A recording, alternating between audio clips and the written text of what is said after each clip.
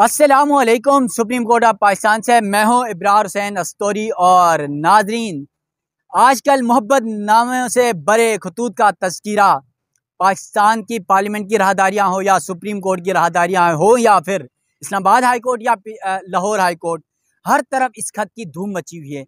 ये खत लिखने वाले कौन हैं, अब तक ट्रेस हुए या नहीं, इस हवाले से भी आपको बताऊंगा। और खत लिखने वाले उन नामों के हवाले से ये कौन हैं, इनके हवाले से भी तफसीलात आपके सामने रखूंगा।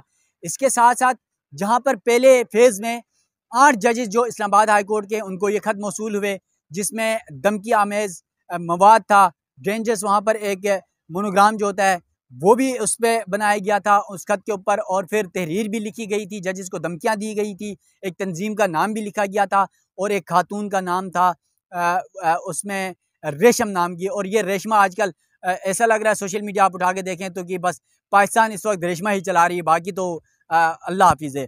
फिर उसके बाद 8 जजेस का खत आया, उस पर हलचल अभी जारी ही थी कि पता चला कि सुप्रीम कोर्ट के जजेस को भी ये मोहब्बतनामा मिल गया, ये खत मिल गया।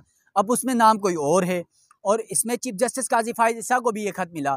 फिर उसके बाद कल इस लाहौर हाई कोर्ट के जजेस को भी, 4 जजेस को भी ये खत मिला। टोटल मिलाकर अब तक 17 जजेस को ये धमकी आमेज पाउडर वाले खत मिले हैं, लेकिन अब तक इस पर कोई तहकीकात ज़्यादा ओपन नहीं हो चुकी।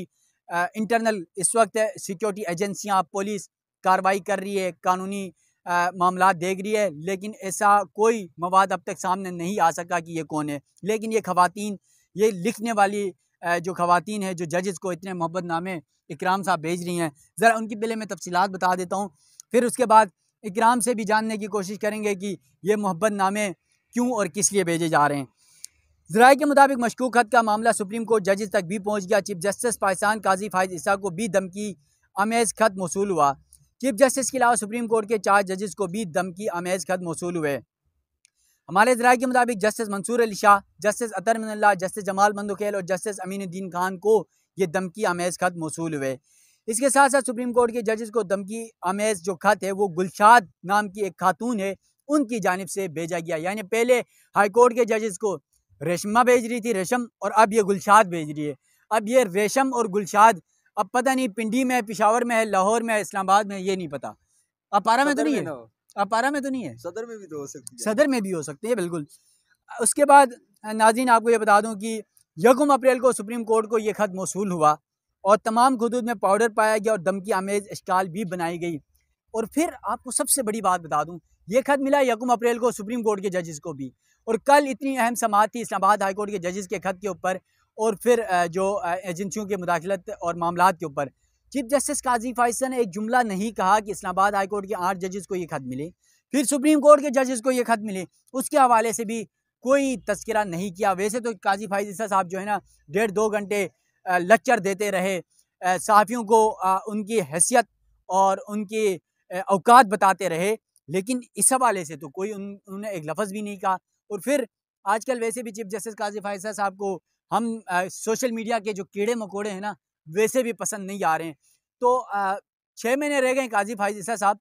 यकीनन ये जो इक़्तिदार है, अल्लाह ताला जो इज़्ज़त देता है ना, वो आज़माने के लिए ही हर इंसान को देता है। आपको भी एक इज़्ज़त मिली है और आपको पता है कि ये इज़्ज़त किस कदर मुश्किल हुई, किस तरह आपके खिलाफ रेफरेंस आया, तब भी ये कीड़े मकोड़े आपके साथ खड़े थे, जो आपके लिए ही, आपके खिलाफ जो एक गुंडा रेफरेंस फाइल हुआ था उसके खिलाफ खड़े थे।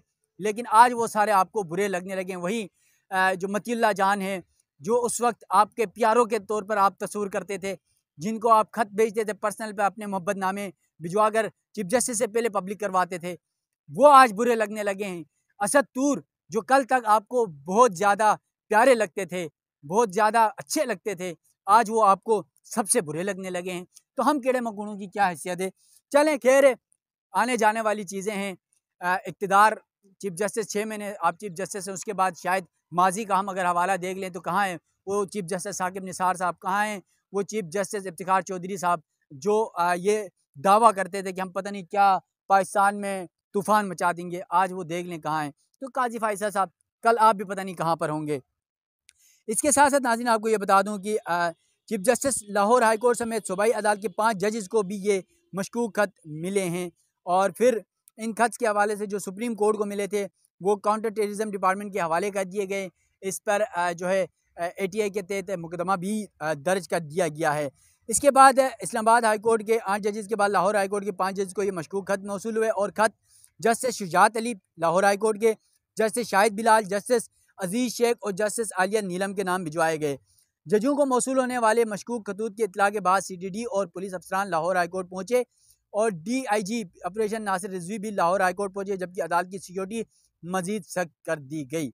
अब ये तमाम मामलात हैं, और फिर इसके साथ साथ आपने देखा कि कुछ दिन कबल इस्लामाबाद हाई कोर्ट के 8 जजेस को ये ख़त मिले सबसे पहले, और ये तासुर था कि शायद इस्लामाबाद हाई कोर्ट के 6 जजेस की जानिब से ये खत लिखा गया था एजेंसियों की जानिब से मुदाखलत के मामले पर अदालती। तो ऐसा लग रहा था कि शायद कहीं ये एजेंसियां कहीं डराने के लिए करी, लेकिन अब चीफ जस्टिस काजी फाइज ईसा को तो वैसे भी आजकल सहाफ़ी हों या वकला हों वो एजेंसियों के करीबी समझे जाते हैं। तो फिर चीफ जस्टिस काजी फाइज साहब, मंसूर अली शाह साहब, अमीनुद्दीन खान साहब, जमाल मंदुखेल साहब, अतर मिनुल्लाह साहब, ये इन सब को क्यों भेजा गया? फिर लाहौर हाई कोर्ट के जजेस को क्यों भेजा गया? मेरे साथ इकरामुल्लाह जुइया मौजूद हैं, सुप्रीम कोर्ट के सहाफ़ी हैं, GNN से वाबस्ता हैं। इकरामुल्लाह, एक तरफ तो एजेंसियां अदालती मामलात पर मुदाखलत करती हैं, हाई कोर्ट के जजेस खत लिखते हैं चीफ जस्टिस को, सुप्रीम जुडिशल काउंसिल को। दूसरी तरफ ये जो मोहब्बतनामा आ रहा है गुलशाद और रेशम का, वैसे कहीं मुझे और आपको भी ना आ जाए, थोड़ा सा एहतियात कर लेना चाहिए, लेकिन ये जजेस को ये खत क्या आ रहे हैं? इब्रार अस्तोरी साहब, आपके वक्त का शुक्रिया। मैं आपसे ये अर्ज़ करना चाहूँगा कि ये जो खतूत का जो मामला है, इसमें खुशी ये हुई है कि खतूत का दोबारा से एक सिलसिला चल पड़ा है। खतूत जो है ना वो पुरानी सदी की बात एक लगती थी, जब से मैसेजेस और व्हाट्सएप आया था ना, मोबाइल जब से आ गया, तो खतूत का मामला ख़त्म हो गया था। चलें, एक और जो रविश है वो चल पड़ी है। अब खतूत जो है उसकी नौइयत थोड़ी सी बदल गई है। पहले मोहब्बत भरे खतूत होते थे, अब धमकी भरे खतूत होते हैं। लेकिन उसमें एक चीज़ कॉमन है कि ख़वातीन लिख रही हैं। ख़वातीन जो है ना वो जजेस को लिख रही हैं। अब उसके पीछे ये कॉमन है, वैसे मर्द ख़वातीन को लिखते हैं खत, नहीं, ख़वातीन भी लिखती हैं। वो जो पुराने खतूत का जो मामला था उसमें जब खतूत का सिलसिला चल निकलता है तो दोनों जानिब से मर्द हो या ख़वातीन, जवाबुल जवाब जो जब शुरू होता है तो फिर उसमें मर्द ख़वातीन नहीं, फिर मोहब्बतों के सिलसिले जो है ना वो चल पड़ते हैं। कभी मोहब्बतों के सिलसिले हो या नफरतों के सिलसिले हो, जब वो शुरू होते हैं ना, यहाँ पर तो एक तरफा है, दो तरफा नहीं है। देखें, यहाँ पर भी दो तरफा है। देखें, यहाँ पर जब आप खतूत लिखने वालों को फैसिलिटेट कर रहे हो ना, तो वो फिर आपको खतूत लिखने का सिलसिला जारी रखते हैं। उसमें फिर नौयत बदलती है। कभी मोहब्बत वाले खतूत होते हैं तो वो सामने नहीं आते, कभी नफरत वाले होते हैं या धमकी वाले होते हैं तो वो शाया हो जाते हैं। और खतूत हमेशा छुपाए जाते रहे हैं, चाहे वो मोहब्बत के खतूत हों या फिर धमकी के खतूत हों। गुज़िश्ता समाज में भी हमने देखा कि चीफ जस्टिस काजी फाइज ईसा ने अपने मिलने वाले खत का तस्करा नहीं किया, हालांकि धमकी अमेज खत था, वो भी जिक्र कर लेते कि मुझे भी धमकी अमेज एक खत पाउडर वाला मिला है तो, लेकिन उन्होंने भी ऐसे ही किया, ऐसे ही मोहब्बत भरा। नहीं, इस बात पे एक शेर याद आ रहा है, मोहब्बत छुप नहीं सकती बनावट के उसूलों से। हाँ, वो मोहब्बत और इस जो है वो छुपाए छुपते नहीं है, लेकिन वो खत छुप नहीं सका। अब ये जो मुबैना खतूत का जो मामला है, अब इसमें देखें दोनों चीज़ों पे हमें देखना चाहिए बतौर साफ़ी। इब्रार अस्तोरी साहब, एक ये जो रविश चल पड़ी है हमारी एजेंसीज़ के ख़िलाफ़, इसमें कोई शक नहीं है कि हमारी जो एजेंसी है, और ख़ासतौर पे अगर मैं ISI की बात करूं तो वो दुनिया में टॉप एजेंसीज़ में शुमार किया जाता है, बिल्कुल, इसमें कोई शक नहीं है। और मैं इस चीज़ पे फ़ख्र महसूस करता हूं कि हमारी एजेंसीज़ जो हैं वो इतनी काबिल तरीन एजेंसीज़ हैं, जिसकी वजह से मुल्क का एक बहुत बड़ा एक किरदार जो है वो अपना अदा कर रही हैं। लेकिन दूसरी जानिब उनका जो काम है वो ये नहीं बनता कि अदालतों में मुदाखलत करें। अगर उनके ऊपर ऐसे इल्ज़ामात लगाए जा रहे हैं जहाँ पे वो नंबर 1 है, तो उनको अपना नंबर 1 होने का ये सबूत पेश करना चाहिए, और उसको जो है ऐसे किरदार जो उनको इस पूरे सिनेरियो में गलत साबित कर रहे हैं और इसके ऊपर नेगेटिव प्रोपेगेंडा जो है वो कर रहे हैं, अगर एजेंसीज ठीक हैं और वो ऐसी उनकी ऐसी इन्वॉल्वमेंट जो है वो नहीं है, तो उनको अपना किरदार अदा करना चाहिए। एजेंसीज जो हैं वो अपना किरदार अदा करें। अगर ये खतूत और ये जो मामला है, इसमें देखें दोनों चीज़ों से अगर हम देखें तो ये भी हो सकता है कि एजेंसीज को बदनाम करने के लिए कोई और दुश्मन जो है वो इस चीज़ को सारा खेल रहा हो। इसके लिए जो है इस सारी चीज़ों को देखने के लिए ये जो संगमरमर की इमारत है, इसके सामने खड़े होके आपके नाज़रीन के साथ हमेशा हम लोग जो है वो बात कर रहे होते हैं, डिस्कस कर रहे होते हैं ये इस संगमरमर की इमारत जो है वो इन तमाम एग्जेक्टिव और अदलिया को जो है वो अपने अपने हदूद में रहते हुए जो है वो काम करने के हवाले से अपना किरदार अदा कर सकती है। लेकिन अब मसला और सवाल सबसे बड़ा ये आता है कि यहाँ पर संगमरमर की बिल्डिंग में बैठे हुए लोग जब कमज़ोर और बुज़दिल होते हैं ना, तो वो फिर ये तमाम मसाइल होते हैं। फिर आपकी नंबर 1 एजेंसीज़ के ऊपर भी इल्ज़ामात आयद होते हैं, वो भी गलत होती हैं, उसके ऊपर भी नफ़रतें फैलाई जाती हैं। अभी भी क्या हो रहा है? अभी हमारी पाक फ़ौज के खिलाफ जो है नफ़रतें बढ़ाई जा रही हैं, फासले बढ़ाए जा रहे हैं। क्यों बढ़ाए जा रहे हैं? जब जिन लोगों ने अपना किरदार अदा करना है वो अपना किरदार अदा नहीं करते, वो डरपोक हैं और उन्हीं एजेंसियों से डरते हैं। शायद उन एजेंसियों के कुछ ऐसे काम हैं या कुछ ऐसे इक़दामात हैं जिनको मैं आज भी तनकीद का जो है वो निशाना बनाना चाहूँगा, उनको तनकीद करूँगा। तनकीद इस्लाह के लिए भी होती है, चाहे वो एजेंसीज़ की तनकीद हो, चाहे वो अदलिया की तनकीद हो। तनकीद का ये मकसद नहीं है। होनी चाहिए। देखिए, हमारा मकसद ये नहीं है कि हम अपने इदारों के खिलाफ खड़े हुए हैं, हम इदारों के साथ खड़े हैं, लेकिन तनकीद इसलिए कर रहे हैं बतौर साफ़ी, आपकी जो गलतियां हैं हम आपको बताएंगे।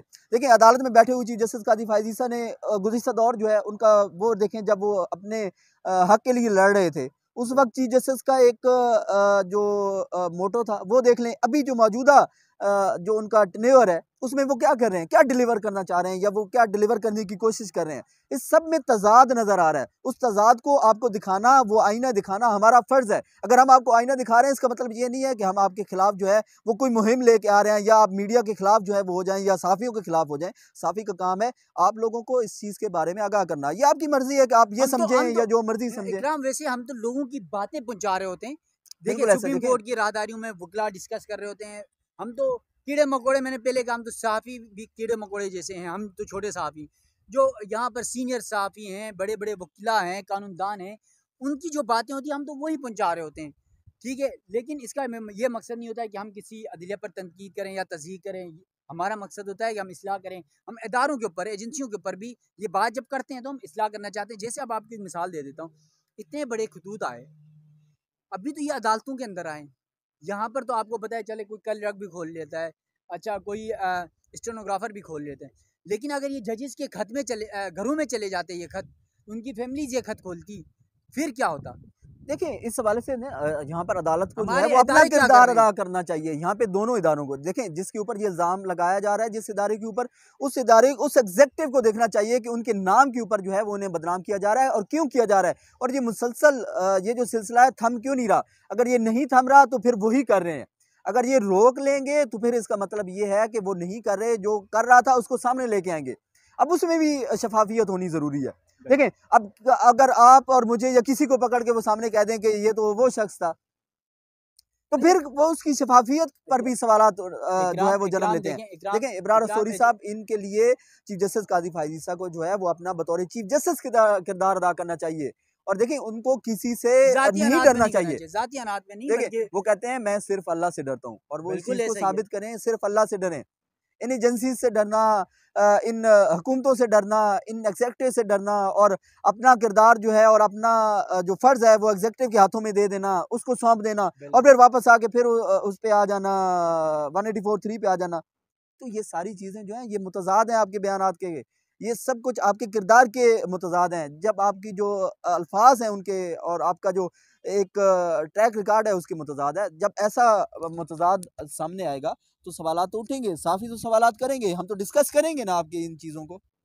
यकीनन इकराम ने जिस तरह बात की कि हम डिस्कस भी करेंगे, और जो सुप्रीम कोर्ट की राहदारियों में या पब्लिक जो बात कर रही होती है, वकला जो बात कर रहे होते हैं, सहाफ़ी जो बात कर रहे होते हैं, हम वो बातें भी आपके सामने रखते हैं, नाज़रीन के सामने रखते हैं। और यकीनन ये भी हमें पता है कि सुप्रीम कोर्ट में चीफ जस्टिस समेत उनकी जो टीम है, वैसे तो चीफ जस्टिस काजी फ़ाइज़ ईसा साहब खुद कहते हैं कि मैं तो ना सोशल मीडिया देखता हूँ, ना टीवी देखता हूँ, तो यकीनन उनकी टीम तो देख रही होगी। और जो वीलॉग्स जिस तरह हर पिछले 2-3 समातों में सहाफ़ियों पर सोशल मीडिया पर बरस पड़े हैं कि थंबनेल ये होता है, अंदर ये कहा जाता है।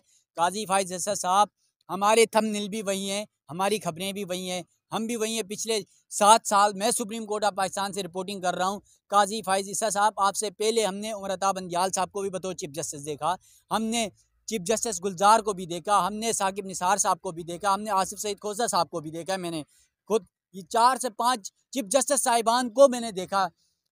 आप भी हमारे सामने हैं, आपके भी 6 माह रह गए हैं। उसके बाद फिर मंसूर अली शाह साहब, अल्लाह अगर चाहे तो वो भी चीफ जस्टिस बनेंगे। लेकिन इसका ये मतलब नहीं कि आप सहाफ़ियों को सिर्फ कीड़े मकोड़े हशरात समझकर इस तरह बरसें जैसे कि आपको बस 6 माह नहीं बल्कि आपको ता हयात जब तक आप जिंदा हैं आप चीफ जस्टिस पाकिस्तान रहेंगे। ऐसा नहीं है। चीफ जस्टिस साहब आप अपनी ही अदाओं पर भी ज़रा गौर करें, बल्कि हमारी जो मुस्बित जो तनकीद है उस पर उसका भी जायज़ा लें। कहीं जो सहाफ़ी आपके साथ कल तक खड़े थे आज वो आपके ही मुखालिफ सिमत पे क्यों खड़े हैं? वो आपके मुखालिफ सिमत पे आपकी ज़ात पर नहीं बल्कि आपके अदालती फ़ैसले और आपके कॉन्डक्ट के ऊपर खड़े हैं, और वो यही समझते हैं कि सुप्रीम कोर्ट बतौर चीफ जस्टिस सुप्रीम कोर्ट होता है, तो इसलिए आपके फ़ैसलों पर वो शफाफियत आनी चाहिए जो इंसाफ बोल रहा होगा, इंसाफ नज़र आना चाहिए। तो नाज़रीन, सुप्रीम कोर्ट के जजेस, हाई कोर्ट के जजेस को मिलने वाले खत पर क्या कुछ होता है ये तो आने वाला वक्त ये बताएगा। अब तक न सुप्रीम कोर्ट न हाई कोर्ट के जजेस की जानिब से कोई इस पर एलामिया नहीं आया, तो इसलिए कुछ नहीं कहा जा सकता कि ये मामला कब कैसे रुकेगा, ये तो अल्लाह ही बेहतर जानता है। जो कुछ डेवलपमेंट होगी इस हवाले से भी आप नाज़रीन को आगाह करता रहूँगा। सुप्रीम कोर्ट से मैं और इकरामुल्लाह जुया को दीजिएगा इजाज़त। अल्लाह हाफिज़।